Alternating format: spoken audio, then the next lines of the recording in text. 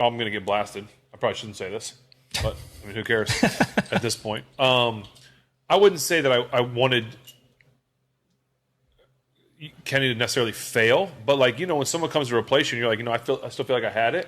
Like, I hope he doesn't come like ball out, because then it's like Ben who, right? Right. But honestly, I think as you started playing, and like I found myself rooting more and more for you. You know what I'm saying? Like, I mean, we sat down here and watched games, and we were high fiving, going nuts when you were like leading the team and doing things, you know, and running and doing some of the trying to fight people, all that stuff. Like, That was my favorite, by the way. Yeah. I was like, yeah, you better swing on that fool. yeah, I feel bad, and I know I came on this show and said that I forget how I said it, but I like apologized to you for not knowing how good he was going to be. Yeah.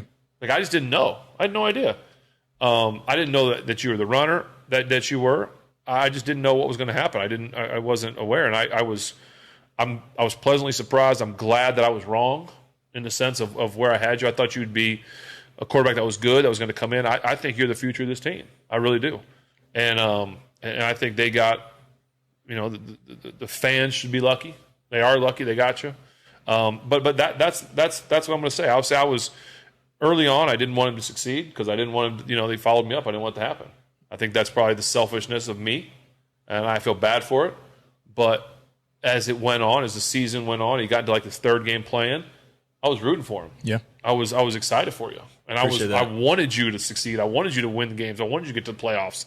And so I feel bad that I felt that early on, but I'm glad that I transitioned into love and rooting for you. Appreciate that. One, respect to Big Ben for the honesty and transparency. With that being said, it reminds me of this quote: the only man out there who wants you to do better than him is your father, or an uncle, or a man who is very, very close to you, right? And there's only so many of those dudes in a man's life. And this is an example of, all right, I was a great player for a long time, but I don't want to be irrelevant now, and I don't want that dude to, you know, make people forget about me. But again, respect to Big Ben for actually admitting that he felt that way, apologizing, and then switching up the mentality, because there's still lots of players that are stuck in the wrong mentality, like, oh, I could have been doing what that new guy's doing, but better if I had this or that, and they get stuck up on this like hater mentality. But the fact that Ben started rooting for Kenny and really pulling for him, and now that he's giving him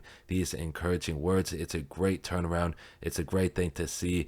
And again, just reflecting on how emotions get the best of you sometimes, there's no shame in it, and this is what that is to me. Jealousy has gotten the best out of all of us at a certain point in time. So again, there's no shame in this for me. I don't think you can look at this and say, oh, Ben is a bad guy because of this. If you want to point something out, this is not the thing to point out, in my opinion. But let me know what y'all think about this clip. Hopefully y'all enjoyed this video. That is it for me on this one. Peace.